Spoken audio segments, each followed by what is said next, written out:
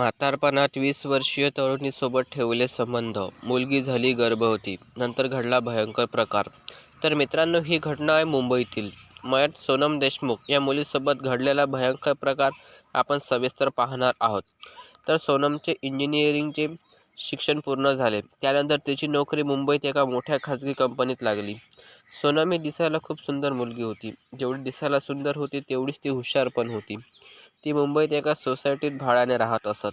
आजूबाजूचे सर्व लोक सोनमसोबत चांगल्या पद्धतीने वागणूक करत आणि मदत करत, कारण ती रूमवर एकटीच राहत होती. पण एक म्हातारा आजोबा मात्र सोनमसोबत कधी कधी गैरव्यवहार करत असे.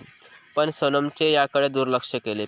म्हाताऱ्याच्या मनात वाईट विचार येत होते आणि एके दिवशी घडला भयंकर प्रकार. तर मित्रांनो, वेळ होती दुपारचे 2 आणि तारीख होती 8 मार्च 2025, म्हणजेच जागतिक महिला दिवस. या दिवशी जागतिक महिला दिवस असल्याने सर्व महिलांनी सोसायटीमध्ये कार्यक्रम आयोजित केला असलेला होता.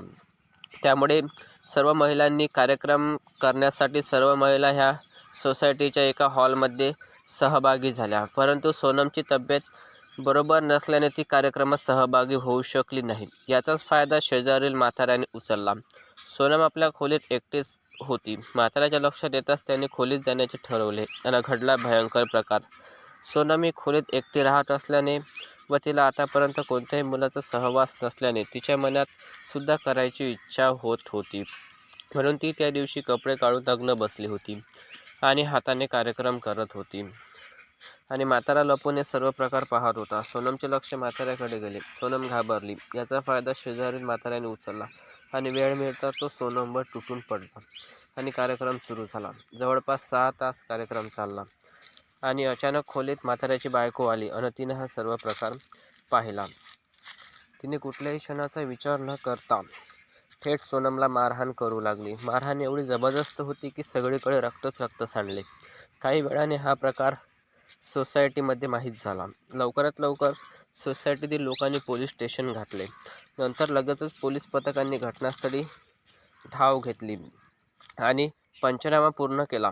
पंचनामा असे लक्षात आले की पुरुषोत्तम व आरोपी शीतल या तिघांना ताब्यात घेतले. पोलिसांनी या तिघांना ताब्यात घेतले असून पुढील तपास सुरू आहे, अशी माहिती पोलीस उपनिरीक्षक सचिन सायदे यांनी ही माहिती दिलेली आहे. तर अत्यंत घटनादायक प्रकार या ठिकाणी घडलेला आहे.